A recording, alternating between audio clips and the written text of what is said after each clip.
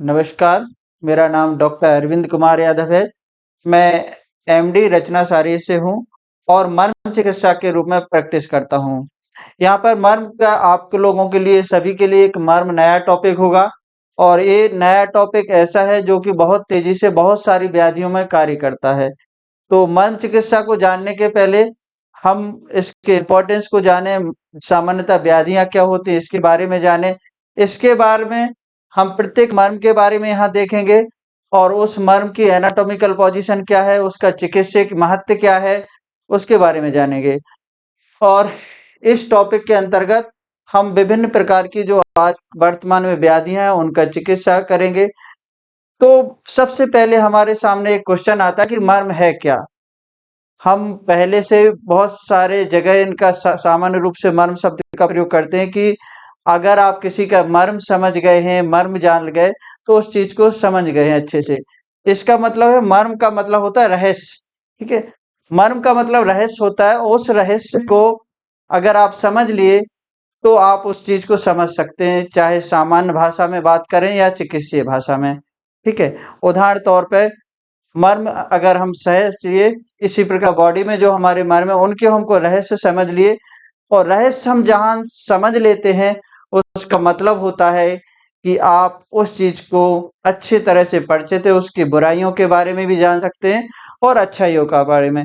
उदाहरण तौर पे हमारे मर्म के रूप में ये बोला गया है कि मर्म जो होते मार्यन्तेति मर्माणि, यानी मर्म शरीर में वो पॉइंट हैं जिन पे आघात लगने से मृत्यु हो जाती है।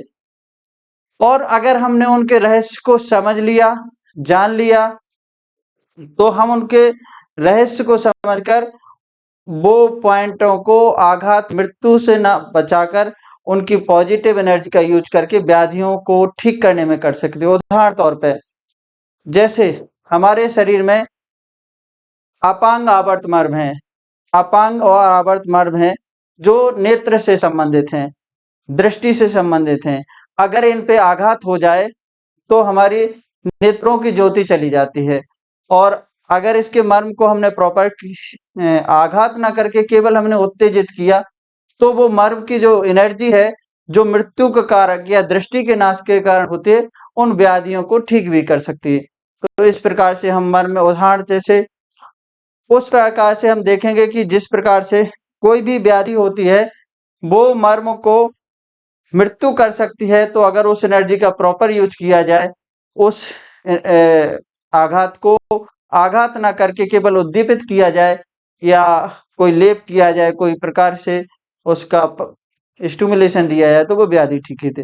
तो हम इस प्रकार से इस टॉपिक को मर्म चिकित्सा के रूप में जानेंगे और इसके प्रत्येक विषय को बहुत ही विस्तृत रूप से हम देखेंगे कि पेन मैनेजमेंट हो, चाहे लाइफ स्टाइल डिसऑर्डर हो, चाहे माइग्रेन हो, हाइपरटेंशन हो, बहुत सारी व्याधियों में इसका हम वर्तमान रूप में बिना कोई खर्च किए, बिना किसी सुख सुविधाओं की आवश्यकताओं की जरूरत होते हुए भी हम रोगी को ठीक कर सकते हैं। ठीक है, और मर्म चिकित्सा आया कहाँ से है, तो इसके बारे में बता देते हैं कि ये आज की चिकित्सा नहीं, बहुत पुरानी, हमारे पुराणों में, हमारे वेदों में, हमारे धर्म ग्रंथों में भी इसका उल्लेख मिलता है। उदाहरण तौर पे हमने देखा होगा कि रामायण काल में, महाभारत काल में बहुत सारे उदाहरण ऐसे हैं जो मर्म चिकित्सा के रूप में प्रचलित हैं। उदाहरण तौर पे जैसे भगवान राम ने रावण को मारा था।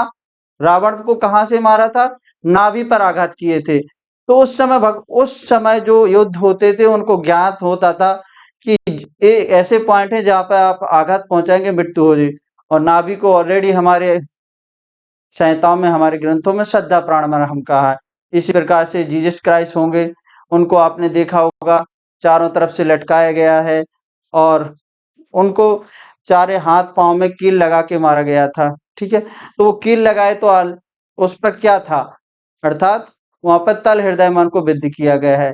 इसी प्रकार से हम बात करेंगे भगवान कृष्ण की। तो भगवान कृष्ण का जब मृत्यु हुई थी तो उनको, आप सभी को याद होगा कि पांव में एक इंजरी हुई थी, उसके कारण हुई थी। आजकल अभी पिछले 2 साल के रिकॉर्ड की बात देखेंगे, क्रिकेट सभी जानते हैं, क्रिकेट आजकल का सबसे अच्छा गेम है। कुछ बॉलर्स की मृत्यु हुई, और वो बॉलर्स की मृत्यु क्यों हुई, बॉलर्स क्रिकेटर्स की मृत्यु हुई और उनकी जो मृत्यु हुई वो श्रृंगाटक मर्म पे चोट होने के कारण मृत्यु हुई और उनकी सद्धा मौत हुई। तो इस प्रकार से हम देखते हैं कि मर्म चिकित्सा आज हम जान रहे हैं ये कोई नया टॉपिक नहीं है, इसको छुपा के रह गए। और हमने जैसे पहले ही बताया कि मर्म क्या है, एक रहस्य है, और रहस्य जो होता है हर कोई नहीं जानता। रहस्य वही व्यक्ति जान सकता है जो उस चीज का विशेषज्ञ हो।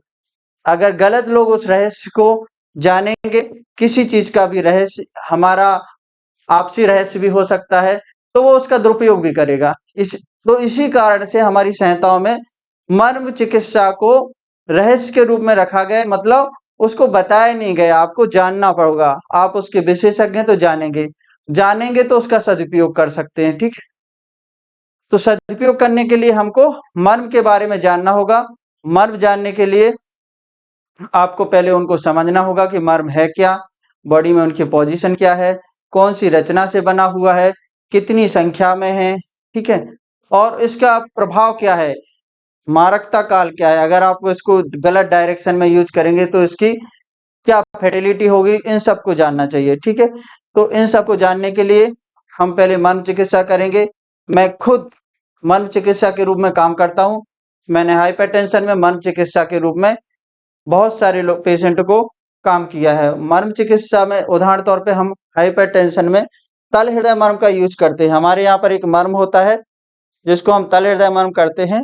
4 तल हृदय मर्म होते हैं, 2 हस्त में 2 पाद में, और चारों पादों का तल हृदय मर्म का उपयोग कहीं ना कहीं हम कार्डियोवास्कुलर डिसऑर्डर में करते हैं। और कार्डियोवास्कुलर में एक बीमारी है जिसको हम हाइपरटेंशन या उच्च रक्तचाप के रूप में जानते हैं।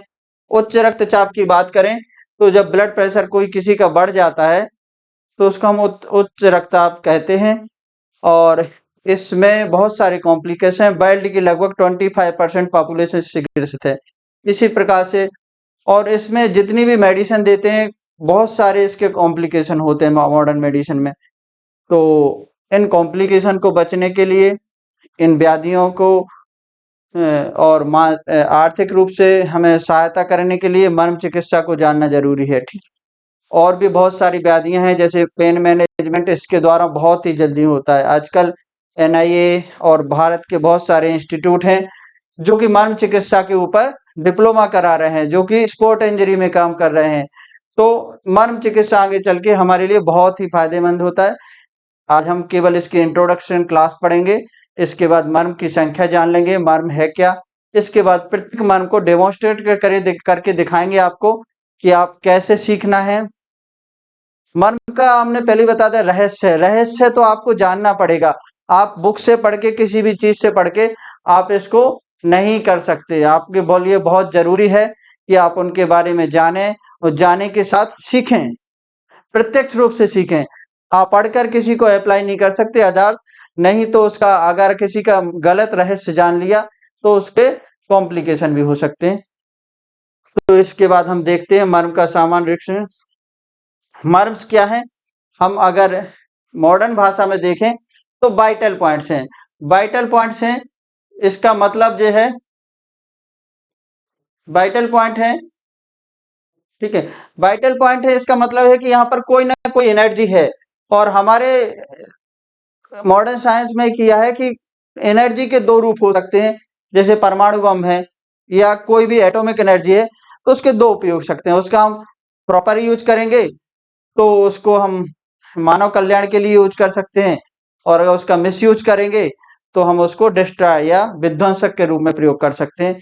तो वाइटल पॉइंट है, और इन वाइटल पॉइंट में अगर हम कोई आघात देंगे, कोई इंजरी देंगे, तो हमें यहाँ पर मृत्यु या विकलता उत्पन्न होगी। और अगर हम इसका आगे चल के जो हम पढ़ेंगे, मर्म चिकित्सा का बेसिक कंसेप्ट है, अगर इसका हम प्रॉपर यूज करेंगे तो ये मर्म पॉइंट हमारे लिए स्वास्थ्य की दृष्टि से, आर्थिक दृष्टि से, सामाजिक दृष्टि से बहुत ही लाभदायक हो सकते हैं। तो मर्म क्या है, वाइटल पॉइंट हैं।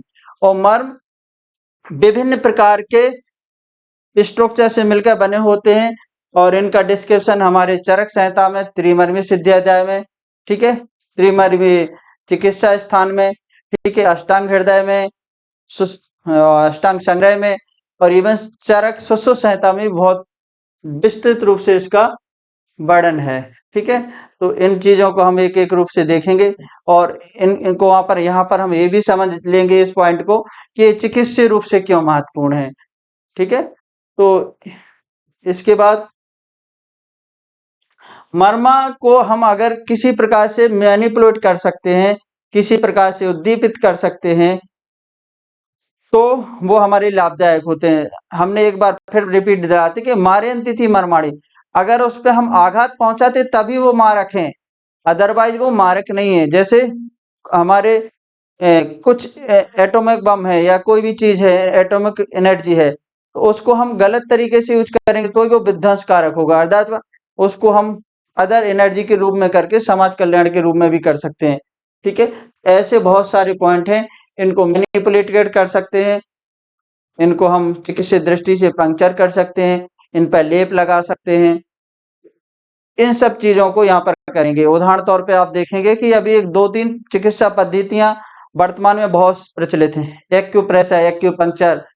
ठीक है, इनको ज्यादातर लोग मर्म चिकित्सा से जोड़ लेते हैं, इनका बेसिकली ओरिजिन वही से है लेकिन थोड़ा डिफरेंस है, इसके बारे में हम बाद में बात करेंगे। ठीक है, उदाहरण तौर पे इससे अब जब आप एक्यूप्रेशर, एक्यूपंक्चर की बात करेंगे ना, तो इसके बारे में ये हिस्ट्री में मिलता है कि इसकी ओरिजिन कहाँ होगी, तो कहीं ना कहीं हमारे मर्म साइंस से इसकी उत्पत्ति जब हम डिटेल देखते हैं तो ये बताया गया है कि जब फॉरेन लोग या अंग्रेज लोग हमारे भारत में आए, उन्होंने देखा कि हमारे महर्षि लोग, हमारे संत लोग किसी व्यक्ति को, पीड़ित व्यक्ति को पेन होता है और उस व्यक्ति को क्या करते हैं, कुछ दबाते हैं, कुछ प्रेशर देते हैं, वो ठीक हो जाता है। उस कंसेप्ट को उन्होंने आगे चल के भौतिक रूप से अप्लाई किया और एक्यूप्रेशर, एक्यूपंक्चर के रूप में बहुत सारी ब्रांचेस को डेवलप किया। बेसिकली वो हमारे मर्म चिकित्सा हैं और ऐसे पॉइंट हमारे बॉडी में सभी आचार्य हैं, चाहे चरक कहें, चाहे बागभट्ट कहें, चाहे सुश्रुत करें, सभी ने 107 पॉइंट बताए हैं। 107 ऐसे पॉइंट है हमारे बॉडी में, ठीक है, जो मर्म के रूप में जाना जाते हैं। प्राचीन काल में मर्म का जो उपयोग होता था चिकित्सा के साथ साथ युद्ध रूप में होता था, मार्शल आर्ट के रूप में भी आजकल यूज होता है। यानी किसी युद्ध में आपको जीतना है और अगर आपको मर्म का ज्ञान है युद्ध जीतने के लिए, तो उन पॉइंटों पे आघात करो, आपकी विजय जल्दी हो जाएगी। यानी मर्म चिकित्सा युद्ध के रूप में भी बहुत सारी जगह प्रचलित रहा। उदाहरण तौर पे हमने रामायण का और रावण के वध का ये आप उदाहरण बताया है। ठीक है, तो इस प्रकार से पॉइंट आपके यहाँ पर रहेंगे। ठीक है, निरुक्ति हम पहले बताते हैं, मृत्यु अस्मृति इति मर्म, जो मृत्यु होती है, इसका एक कंसेप्ट, बहुत अच्छा कंसेप्ट बताया है कि कभी कभी हम मर्म पॉइंट है क्या, हम प्रैक्टिकली जब पढ़ लेते हैं कि मर्म यहाँ पर प्रेजेंट है, लेकिन जब हम देखते हैं तो हमको समझ में नहीं आता। तो बागभट्ट ने एक पॉइंट स्पेशल बताया, आगे चल के देखेंगे। मर्म वो स्थान है जहां पर स्पंदन होता है, स्पंदन। तो जब हम प्रैक्टिकली देखेंगे तो शायद पुरानी एनाटॉमी, आयुर्वेदिक एनाटॉमी है जो वो लिविंग एनाटॉमी है, और थोड़ा शायद वेरिएशन हो, जैसे हम कई मर्मों की पोजीशन देखते हैं तो वो डेफिनेट वेरिएशन। ऐसे पॉइंट जहां पर स्पंदन भी होता है वो मर्म पॉइंट होते हैं, आगे चल के हम उसको देखेंगे। अब यहाँ पर एक बात बता, बहुत इंपॉर्टेंट देखने की, मर्म चिकित्सा के रूप में क्यों यूज कर रहा है, तो हमें यहाँ पर व्याधियों के बारे में जानना होगा। व्याधि क्या होती है, दो तीन परिभाषाएं हमारे आचार्यों ने दी है। बेकारो धातु वैषम्य दोष सामारोग्यता, या रोगस्तु दोष वैषम्य। ठीक है, तो ऐसी जो परिभाषा दी, यानी जो हमारे व्याधियां हैं वो किससे हैं, या तो दोषों में विषमता है या धातुओं में विषमता है। यानी जो भी व्याधियां हो रही हैं उनका बेसिक कंसेप्ट या तो धातुओं में कोई डिफॉर्मेलिटी आई या मर्म में, और या दूसरा कंसेप्ट भी है या तो मानसिक है या शारीरिक है व्याधियां। और इन सारी व्याधियों का एक ही कारण है कि उनमें विषमता आ गई, जो होम्योस्टेसिस है, जो बैलेंस है वो नहीं रहा। यहाँ पर एक पैर है, मास्रा स्नायु अस्थि संधि सन्निपाता तेषाम स्वभावित विशेषण प्राणतष्टता। ठीक है, मांस है, सिरा है, अस्थि है, संधि, स्नायु, इन सब रचनाओं से मिलके बने होते। हर मर्म में हर स्ट्रक्चर, पांचों स्ट्रक्चर होंगी, सन्निपात मिलके बना होगा, लेकिन एक स्ट्रक्चर जो होगी वो डोमिनेंट होगी, उसी के आधार पर हम इसका नाम दे देते हैं और इसमें क्या होते हैं, प्राण तिष्ठन्ति, जैसे हमने बात कही थी कि वाइटल पॉइंट है। आगे चल के हम एक और डेफिनेशन देखेंगे, सोम मारुतेज रजा सत्य तमांसी चा और मर्मांसी प्राय भूतात्मा चा उत्तिष्ठति, यानी मर्म वो पॉइंट है। सोम मतलब सोम चंद्र, यानी कब की बात करते हैं वहां पर, मारुत बात की, तेज पित्त की, सोम मारुत तेज, और रज सत्य तम, तीनों शारीरिक दोष और तीनों मानसिक दोष। ठीक है, तीनों मानसिक दोष में से एक गुण है और दो दोष हैं, वो यहाँ पर मर्म में प्रेजेंट होते हैं, यानी सत्य रज तम गुण और बात पित्त कप, तीनों दोष यहाँ पर प्रेजेंट होते हैं। और मर्म में और क्या रहते हैं, भूतात्मा यानी आत्मा होते हैं। हमारी व्याधियों के तीन कारण ही हैं, या तो दो कारण ही, या तो शारीरिक या मानसिक है। और ये शारीरिक और मानसिक जो होते हैं, बात पित्त कफ या सत्य रजतम, ये जो होते हैं मर्म पॉइंट पे स्थित होते हैं, यानी एनर्जी पॉइंट का सेंटर इन्हीं से मिलकर होता है।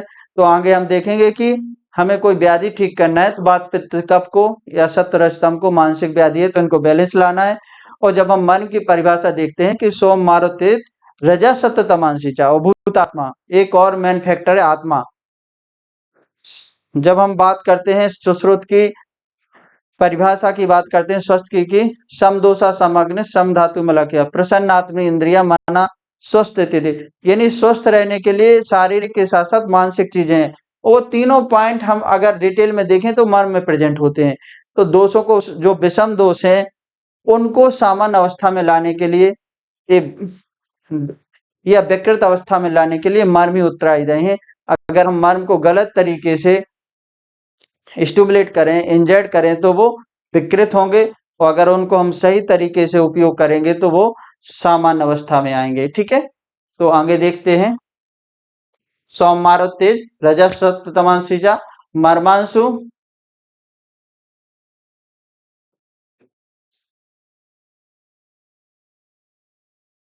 सोम मारुत तेज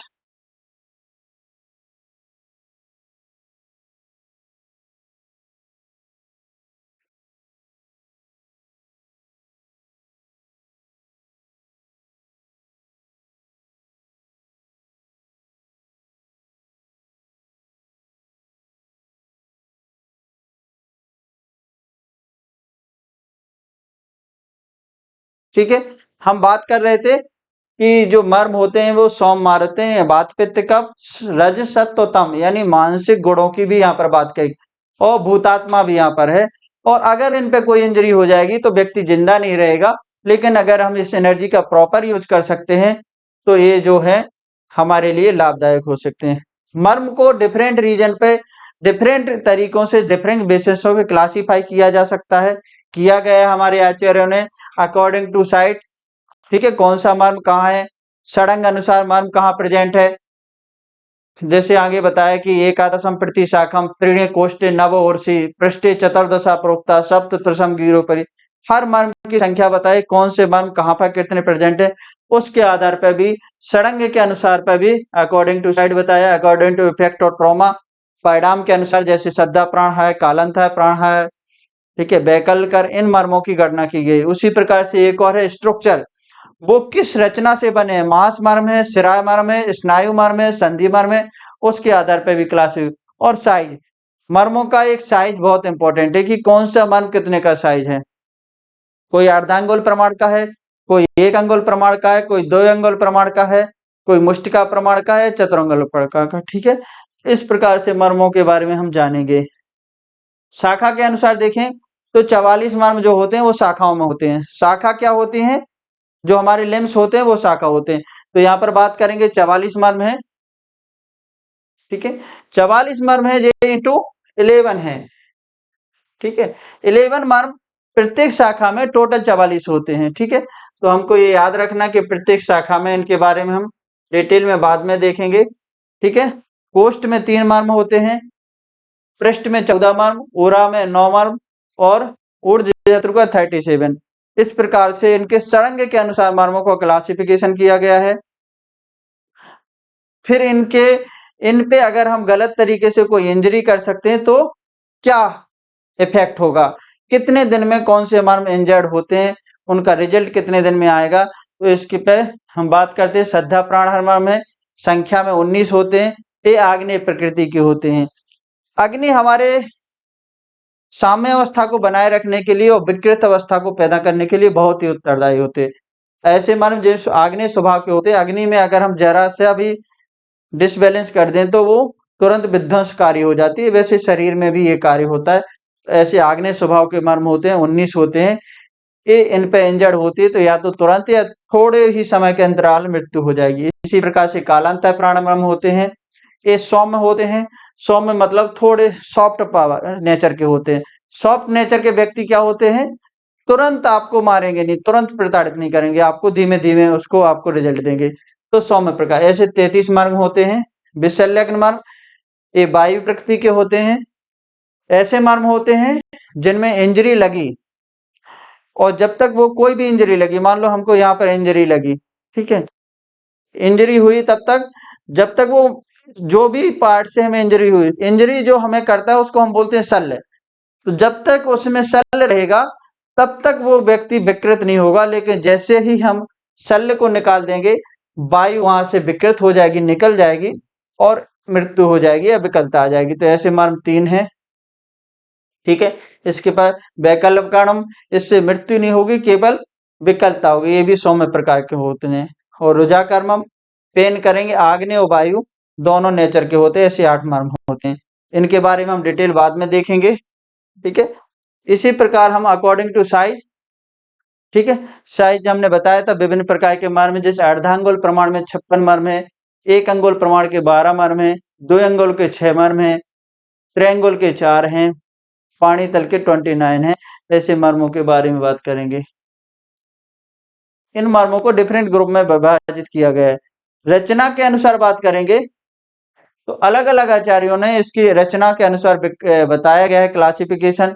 मास मर्म, शिराय मर्म, स्नायु, अस्थि, संधि और धमनी, ये इनको पंचविध मर्म बोलते हैं। अगर इनकी बात की जाए, ये जो पंचमद मर्म है। लेकिन बागभट्ट ने एक एक्स्ट्रा मर्म बता दिया, धमनी मर्म, जो कि संख्या में 9 होते हैं। इनको हम डिटेल में देखेंगे। बागभट्ट और सुश्रुत में डिफरेंस क्यों है? बेसिकली मर्म चिकित्सा या मर्म की रचना या एनाटॉमी की बात की जाए तो हम सुश्रुत संहिता को प्रेफर करते हैं। लेकिन बागभट्ट ने एक अतिरिक्त मर्म माना है, वो न है। इनकी हम बात देखेंगे, हम जब एक एक मर्म पढ़ेंगे, धमनी मर्म पढ़ेंगे तो देखेंगे कि दोनों सही हैं, दोनों का कंसेप्ट सही है, बस उनकी सोचने की समझा तरीका है, ठीक है। उदाहरण तौर पे हम इस प्रकार से बात करते हैं कि ये जो पॉइंट है ये मेरे किस साइड में है, तो मैं कहूंगा राइट साइड में है। लेकिन कोई व्यक्ति उस साइड खड़ा है तो वो कहेगा लेफ्ट साइड में। ये दोनों कंसेप्ट हैं जो बागभट्ट और चरक डिफरेंट प्रतीत होते हैं, जबकि दोनों हैं, दोनों एनाटॉमिकल स्ट्रक्चर देखें तो उनके व्यू जो है वो अलग है। उन्होंने अलग अलग व्यू से अपनी स्ट्रक्चर को देखा है। तो किसी ने धमनी बता दिया और किसी ने उसको और रचनाओं में सम्मिलित किया। तो इस प्रकार से हम क्या करेंगे, इन मर्मों को देखेंगे, ठीक है। मर्मों की बात करेंगे तो मास मर्म 11 है, ठीक है। बागभट्ट का अलग से देखेंगे। शिरा मर्म 41 मर्म है, ठीक है।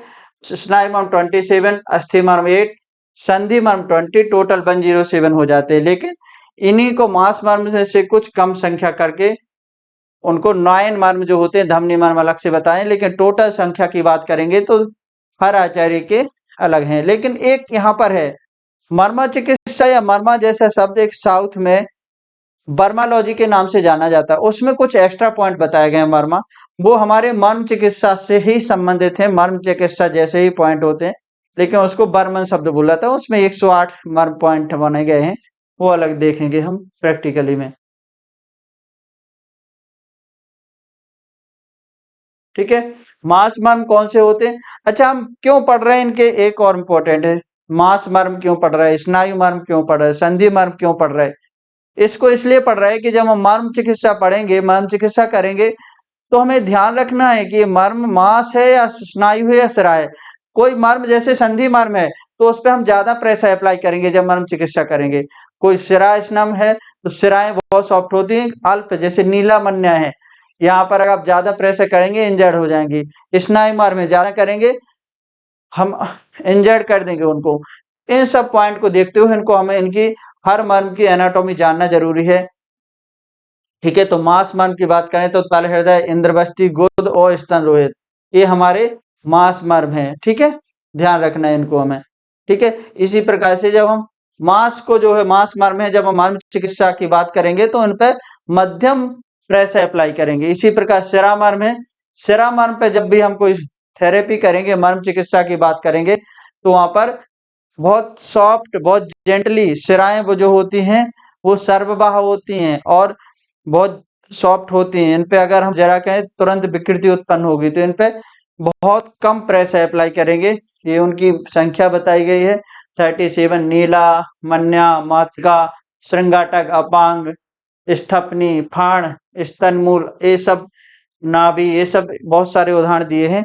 ये सब सिरा मर्म के अंतर्गत आएंगे, तो इनको हमको ध्यान रखना है। ठीक है, इनको कंसेप्ट आगे समझ में आएगा। इसी प्रकार सिरा मर्म, स्नायु मर्म है, इनको मध्यम रूप से देखते हैं। ठीक है, आणी मर्म है बिटप, कक्षदय, कूच, कूच सिर, बस्ती, क्षिप्र, अंश, विधुर, उत्क्षेप, अपांग, ऐस जो मर्म है वो स्नायु मर्म है, और इन मर्मों को हम मध्यम प्रेशर अप्लाई कर सकते हैं जब हम मर्म चिकित्सा देखेंगे।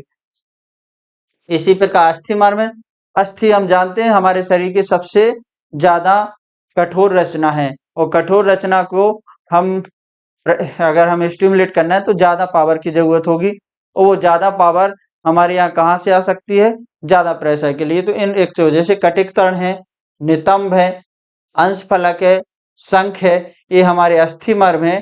इन पर जब हम कोई भी मर्म चिकित्सा की बात करेंगे आगे चल के, तो मैक्सिमम प्रेशर की। ठीक है, संधि मर्म, कुछ ज्वाइंट्स की बात करेंगे इनको बारे, जैसे जानु, कूरपर, सीमांत, अधिपति, गुल्फ, मणिबंध, कूरपर, कुकुंदर, आवर्त, कृकाटिका, ये मर्म पॉइंट हैं। ठीक है, इन मर्म पॉइंट पे हम कौन सी संधि है, संधि पे कौन सी स्ट्रक्चर है, उसको देख के कि इसकी कोई भी संधि है उसमें, उस संधि में ज्यादातर लेटरली कौन सी वेन है या आर्टरी है, कौन सा लिगामेंट है, उसको ध्यान रखते हुए, उन रचनाओं को ध्यान रखते हुए प्रेशर का अप्लाई करते हैं। और लास्ट में हमने धमनी मर्म की करी, बाद में बागभट्ट ने षड्विध मर्म का वर्णन किया है। ये थ्योरेटिक प्रैक्टिकली भी कई जगह और थ्योरेटिकली एग्जाम पर्पज से भी कई जगह ये क्वेश्चन आ जाता है, तो हमें पता होना चाहिए कि बागभट्ट ने गुद, स्तंभ, विधुर, श्रृंगाटक, ये मर्म टोटल 9 मर्म इस प्रकार से माने हैं। ठीक है, तो ये हमारे जो थे वो रचना के अनुसार मर्म थे, कौन सा मर्म किस रचना से मिलकर बना है। इसके बाद हमें ये भी ध्यान रखना है कि इनकी नेचर कैसा है। हम पहले से बताया था कि श्रद्धा प्राण है तो आग्नेय है, विसंलग्न है तो वायव्य है, तो इनकी नेचर पता होना चाहिए। नेचर के आधार पर भी हम चिकित्सा की दृष्टि से ध्यान रखेंगे। ठीक है, अगर कोई श्रद्धा प्राण मर्म है और उस पर हमने उसको ज्यादा आघात पहुंचा दिया, तो मारकता काल उसका तुरंत है, तुरंत इफेक्ट दिखेगा, तो इन ध्यान रखना। तो इस प्रकार से 19 मर्म जो हैं वो हमारे यहाँ श्रद्धा प्राणहर माने गए हैं। श्रृंगाटक, अधिपति, शंख, कंठ, सिरा, गोदा, हृदय, बस्ती।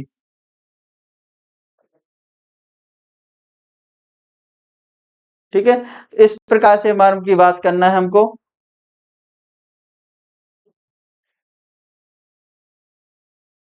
ठीक है, इसी प्रकार कालांतर प्राणहर है, कालांतर प्राणहर वो मर्म होते हैं जो तुरंत इंजरी तो नहीं पहुंचाते, लेकिन कुछ समय के बाद आपको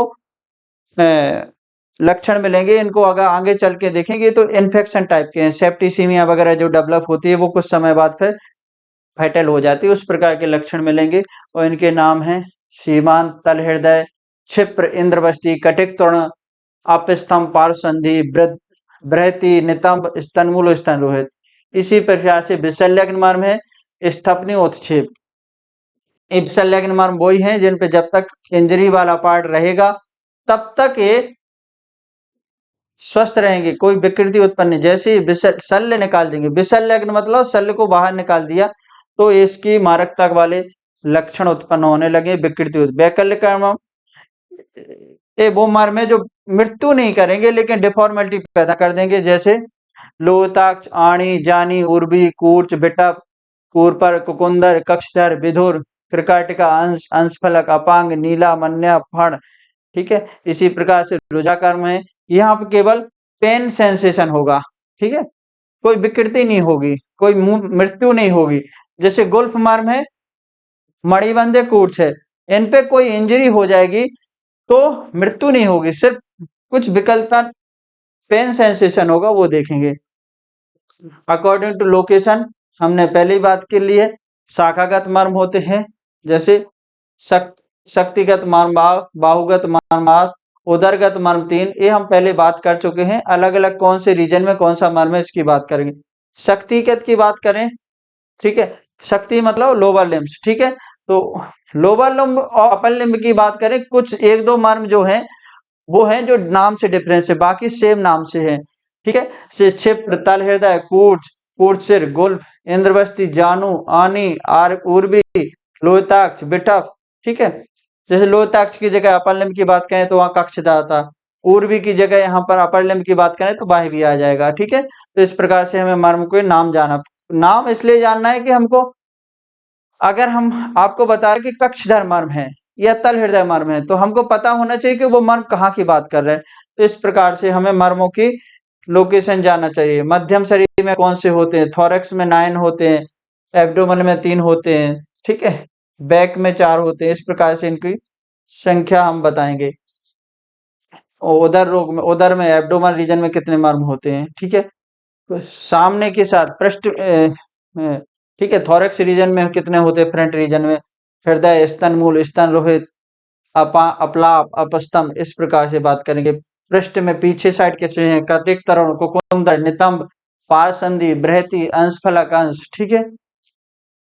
ऊर्जत्रुगत की बात करेंगे, ठीक है, तो नेक में 14 है और सिर में 23 मर्म है, इस प्रकार की बात करेंगे। इनके नाम यहाँ पर दर्शाए गए हैं। इन मर्मों को हम एक एक करके जब पढ़ेंगे तो आपकी एनाटॉमी पता चल जाएगी, उसको कैसे स्टिमुलेट करना है वो भी देख जाए। इसका क्लिनिकल इंपॉर्टेंस क्या है, यानी एप्लाइड क्या है, क्लिनिकल क्या है। एप्लाइड में मतलब उसमें इंजरी होगी तो क्या क्या लक्षण मिलेंगे और उस मर्म के द्वारा हम किस किन रोगों को ठीक कर सकते हैं, ये सब पॉइंट हम एक एक मर्म में पढ़ेंगे। मेजरमेंट की बात करें, किसी मर्म पे हमें चिकित्सा देना है, हमारा पर्पज यही है कि हम मर्म क्यों पढ़ रहे हैं, या तो दो ही है। सुश्रुत ने मर्म को शल्य विषयार्थ किया है, यानी जब हम कोई चिकित्सा करें तो या तो उन मर्म को बचाना है या उन मर्म को जो हम यूज कर रहे हैं, अगर चिकित्सा की दृष्टि से यूज कर रहे हैं तो उन मर्म पॉइंट को हमें क्या करना है, किस प्रकार से, तो हमें उनका परिणाम भी हो। अर्धांगुल प्रमाण है, मतलब हमें याद रखना चाहिए जब हम कोई चिकित्सा करेंगे ये अर्धांगुल प्रमाण में ये मर्म है तो हमें उतने ही प्रमाण में उसको थेरेपी के रूप में यूज करना है, ठीक है। ये अलग अलग अंगुल प्रमाण में है, आपको आगे चल के सबको मिल जाएगा इसके डिटेल में, ठीक है। कौन कितने नंबर में इसका ज्यादा रोल नहीं है, आगे चल के देखते रहेंगे इसको।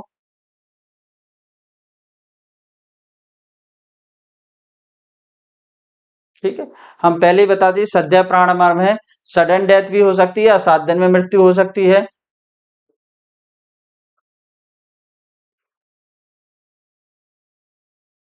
ठीक है, सद्य प्राण मर्म है, सडन डेथ हो सकती है, 7 दिन में मृत्यु हो सकती है। कालांत प्राण 15 दिन में 1 महीने के बीच में होगी। विशल्य में जब भी हम उसका शल्य निकालेंगे तो मृत्यु होगी। वैकल्य कर्म में डिसफंक्शन होगा, कोई मृत्यु नहीं होगी। रुजा कर्म है, उनमें पेन होगी, ठीक है। तो इस प्रकार से मर्म के बारे में हमने बेसिक चीजें समझी। आगे चल के हम प्रत्येक मर्म के एनाटॉमी देखेंगे, कहाँ प्रेजेंट है, उसके फंक्शन क्या है, उसकी मर्माघात के लक्षण क्या है, उसकी चिकित्सा क्या है और मर्म चिकित्सा के रूप में हम उसको कैसे जान सकते हैं। एक दो क्लास में हम आप लोगों को ये सब पॉइंट बता देंगे। इसके बाद हम किसी की सहायता से लेकर आपको मर्म चिकित्सा में मर्म कैसे स्टिमुलेट करना है, कैसे आइडेंटिफाई करना है, वो सब बताएंगे। उदाहरण तौर पे मैं आपको बता दूं, जैसे तल हृदय मर्म है, ठीक है। तल हृदय बात करें तो सुश्रुत ने इसको बताया है कि तल हृदय नाम मध्यमा अंगुली अनुपूर्वेण, मध्यम अंगुली है उसके अनुपूर्वेण और मध्य पाद तल से जाए। पाद की करें बात या हाथ की करें, मध्य में होगा। किसके मध्य में होगा, मध्यमा अंगुली के अनुपूर्व में, ठीक है। तो हम कैसे आइडेंटिफाई करते हैं, इसमें ऐसी बात करेंगे इसको। तो ये मध्यमा अंगुली है, इसकी एक लाइन खींचेंगे, अब हम इसको प्रैक्टिकली अप्लाई करते हैं कि जब हम हस्त या पाद की लंबाई करते हैं तो आचार्य सुश्रुत ने अंगुल प्रमाण बताया है। अंगुल प्रमाण में बताया कि पाद की लंबाई हो जो होती है वो 12 अंगुल के रूप में बताई, हस्त की 6 में। तो ये लंबाई किसकी लेना है हमें? जिस व्यक्ति के रोगी के। ये 4 अंगुल हो गए और ये 2 अंगुल हो गए, 6 अंगुल। तो हम 3 अंगुल लेंगे, ठीक है। तो एक मध्यमा अंगुली पर अनुप्रवेण एक लाइन खींचेंगे और इस पाद को हम 6 अंगुल को यानी मध्यम बोला है तो 3-3 अंगुल में हम डिवाइड कर देंगे। तो एक हॉरिजेंटल 3 लाइन खींचेंगे, एक अनुपूर्व में खींचेंगे। ये लाइन जहां पर क्रॉस करेगी वो क्या कहलाएगा? तल हृदय मर्म, ठीक है। इसका दूसरा कंसेप्ट और इजी है। अब ये सब प्रैक्टिकली हम यूज नहीं कर सकते कि एक हम स्केल देखें, उसको ड्रॉ करें, फिर बीच में जहां पर क्रॉस करें, इतना एक टिपिकल हो जाता है। तल हृदय को आइडेंटिफाई करने का तरीका होता है, हमने अपनी फिंगर्स हैंड लिया, उसको मुट्ठी बांधी, मुट्ठी बांधने के बाद हमने फिंगर बाकी खेल ली, केवल मध्यमा अंगुली को हमने वहां पर छोड़ दिया।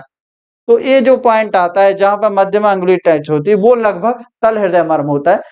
ऐसे हम विभिन्न प्रकार के मर्मों का आइडेंटिफिकेशन, उनका चिकित्सीय महत्व बहुत अच्छे तरीके से, उदाहरण तौर पे हमने एक बहुत ज्यादा कॉमन बीमारी होती है फेरेंजाइटिस, लेरेंजाइटिस, कभी कभी इतनी भयानक होती है कि आप पानी पीने में भी आपको गुटकने में दिक्कत होती है, सोलो करने में दिक्कत होती है। तो यहाँ पर एक मर्म होता है क्षिप्र मर्म, ठीक है। इस मर्म को हम आइडेंटिफिकेशन बाद में बताएंगे, लेकिन प्रैक्टिकली आपको बता दें कि इसका इतना फास्ट रिजल्ट है कि कोई भी इंजेक्शन, आईवी मेडिसिन भी नहीं करता है, इसको तुरंत दबाएंगे। एक व्यक्ति, मैंने कई लोगों को देखा है, मैंने खुद ट्रिक किया है कि वो तुरंत पानी पीने लगता है। मतलब 5 मिनट में आप जो व्यक्ति कुछ पानी पीने में गुटकता है वो खाना भी खाने के लिए योग्य हो जाता है। ऐसे माइंडों को हम आइडेंटिफाई करेंगे, जो बेसिक चीजें हैं वो उनको भी बताएंगे कि इनको आप पेशेंट को बता सकते हैं। कुछ मर्म ऐसे होते हैं जिनको हम मरीज को नहीं बता सकते, हम उसको ट्रीट तो करेंगे लेकिन मरीज को नहीं। तो ऐसे विभिन्न प्रकार के मर्मों को, विभिन्न प्रकार की रचनाओं को, उनके चिकित्सीय महत्व को अगली क्लास में आगे हम जब भी आएंगे लाइव डेमोस्ट्रेट करके देंगे। अभी के लिए इतना ही, धन्यवाद।